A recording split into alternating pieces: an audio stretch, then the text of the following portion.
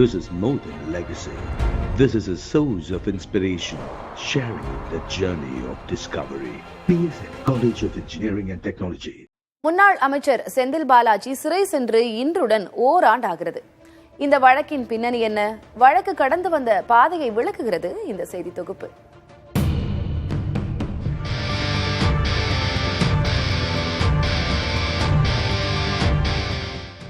2014ஆம் ஆண்டு அதிமுக ஆட்சியின் போது போக்குவரத்து துறை அமைச்சராக இருந்த செந்தில் பாலாஜி அரசு பேருந்து ஓட்டுநர் நடத்துனர் பணி நியமனத்தில் முறைகேடு செய்ததாக புகார் எழுந்தது.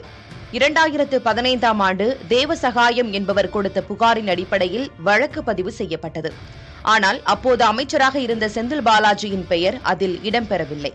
2016ஆம் ஆண்டு பாதிக்கப்பட்டவர்கள் உயர்நீதிமன்றத்தில் வழக்கு தொடர்ந்ததன் அடிப்படையில் செந்தில் பாலாஜி, அவரது சகோதரர் அசோக் குமார் உள்ளிட்ட 40 நபர்கள் மீது வழக்கு பதிவு செய்யப்பட்டது. தொடர்ந்து முறைகேட்டு புகாரின்படி செந்தில் பாலாஜி மீது அமலாக்கத்துறை பண மோசடி வழக்கு பதிவு செய்தது. தொடர்ந்து 2019ஆம் ஆண்டு சம்மனும் அனுப்பியது. ஆனால் உயர்நீதிமன்றம் அதனை ரத்து செய்தது. இருப்பினும் வழக்கு விசாரணை தொடர்ந்து வந்தது. 2021ஆம் ஆண்டு திமுக ஆட்சியில் மின்சாரம் மற்றும் மதுவிலக்கு ஆயத்துறை அமைச்சராக பொறுப்பேற்றார் செந்தில் பாலாஜி. அதே ஆண்டில் உச்சநீதிமன்றத்தை நாடிய அமலாக்கத்துறை சிறப்பு புலனாய்வு விசாரணை தேவை என கோரியது. 2022ஆம் ஆண்டு தன் மீதான வழக்கை ரத்து செய்ய வேண்டும் என செந்தில் பாலாஜியும் உச்சநீதிமன்றத்தை நாடினார்.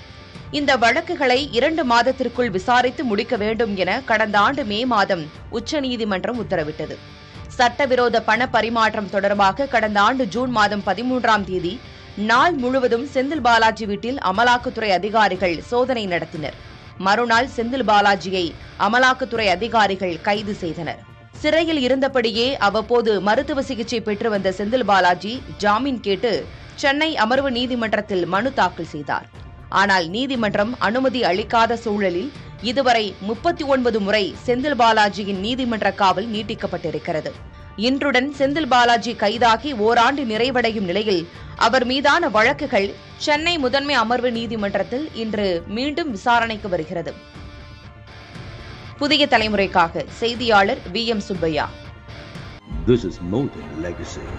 This is a source of inspiration, sharing the journey of discovery. PSN College of Engineering and Technology.